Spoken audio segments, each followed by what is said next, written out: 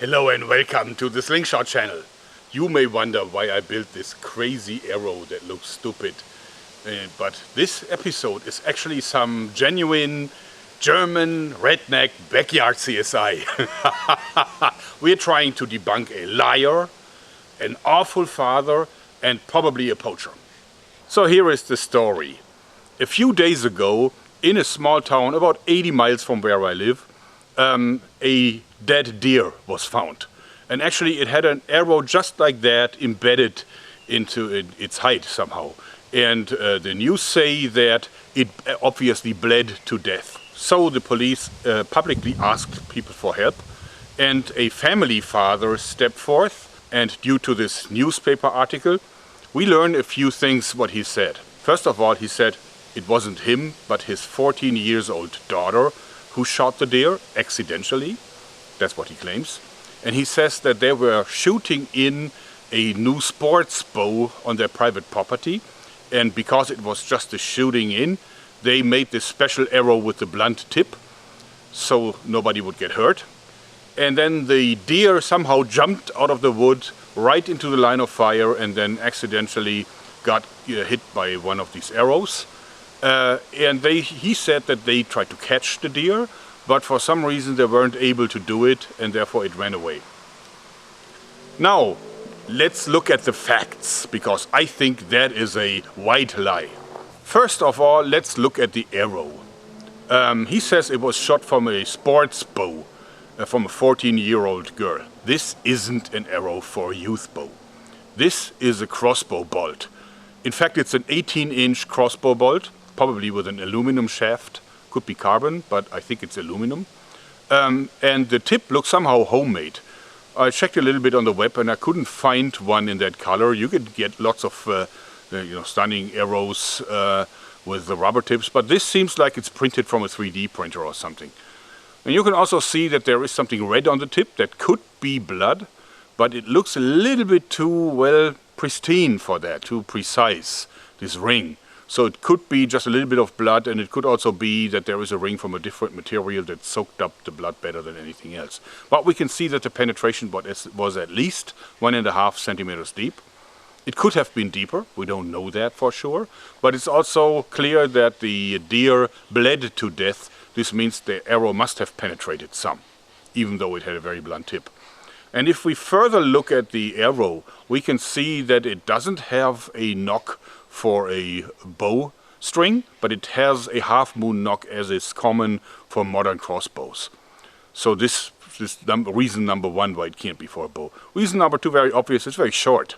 I mean, this is a very, very, very short arrow. Also, if we look at the veins of that bolt, you can clearly see that they are damaged, and they are damaged in a way that I know all too well.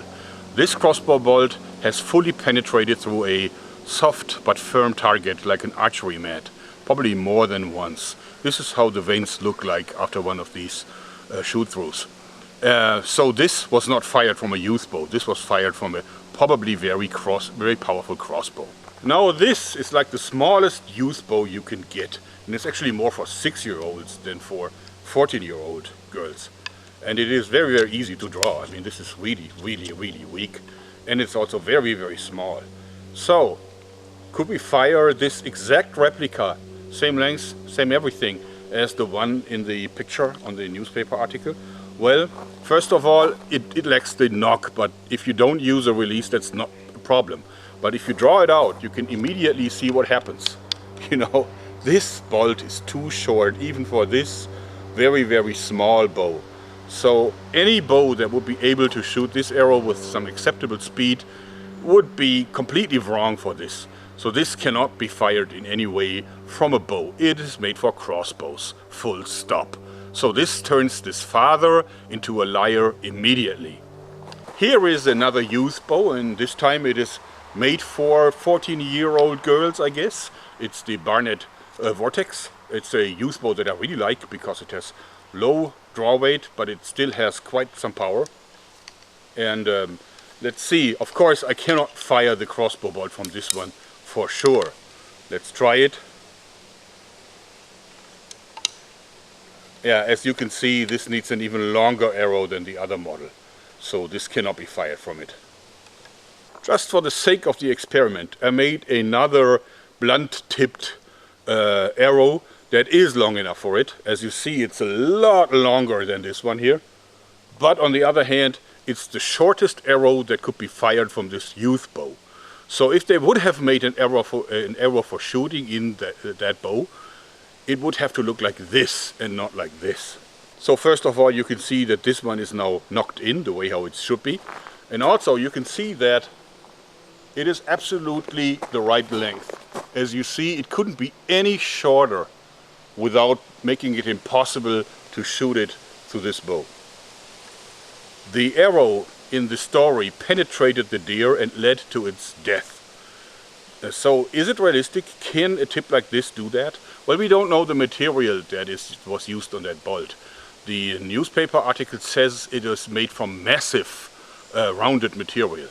This means massive. It's probably not rubber, and it doesn't look like rubber, but it could be rubber. I decided to go for wood because that's a lot harder than for example rubber. So if this cannot penetrate the target, then rubber wouldn't be able to do it in any case. And here is our test deer. As you see, of course, it's a high percentage ballistic gelatin, so it's very firm. But in order to simulate the deer hide, I put on some leather, actually a car leather. So it's very fine and very sturdy leather. And as you can see, I simply put it on by heating up the surface of the gelatin, so it was getting liquid again. And then I put it on, and now I have the exact effect like skin on a body, very much so. And it also behaves like this, so I cannot poke in my finger through this. It's too dense. It works just like skin or hide. And of course it may be a little thinner and it doesn't have any hair on it, but I can tell you, if that bolt cannot penetrate this target, then there's no way it could penetrate a live deer. So we'll put it to the test. So I will be shooting with the youth bow first against the gelatin, and I will get as close as possible for two reasons. First of all, to give it maximum penetration power, and second, so I hit it even without any aiming system on this. Okay, and bing!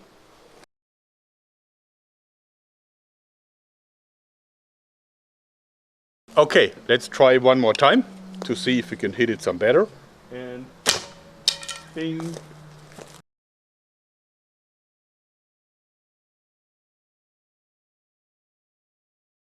Now you can clearly see the marks, and you can even see a tiny cut in the leather.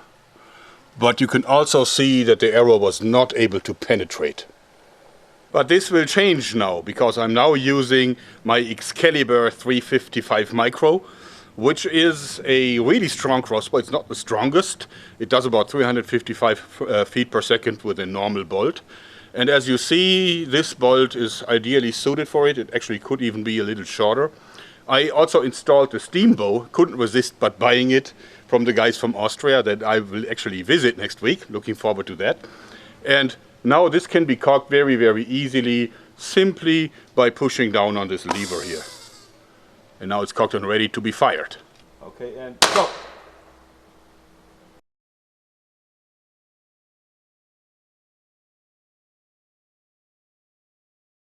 As I expected, the arrow was able to penetrate, and I think it would even have gone further if I would have hit it a little bit higher, because you can see that in the slow motion you can see that it hit the metal board here.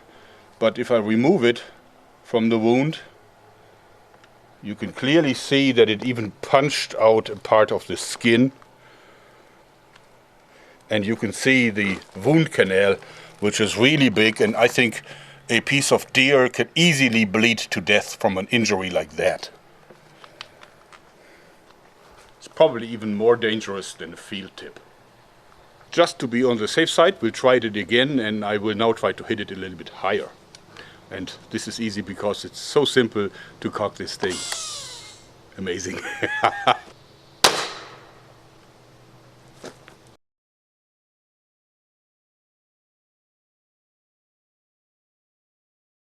We basically have the same picture. It went through the entire block and was only stopped by the metal surface here. And again I have a patch of leather that I stamped out. Now I will remove the archery mat and try to hit it here to see if it can fully penetrate. Test number 3. Pump it up.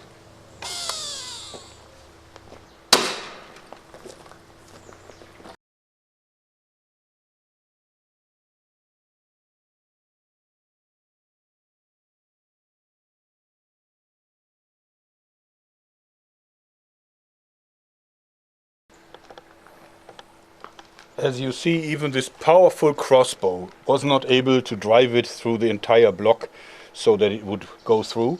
But you can clearly see that it penetrates deep enough to kill a deer, by all means. And look how grisly these wound canals look like.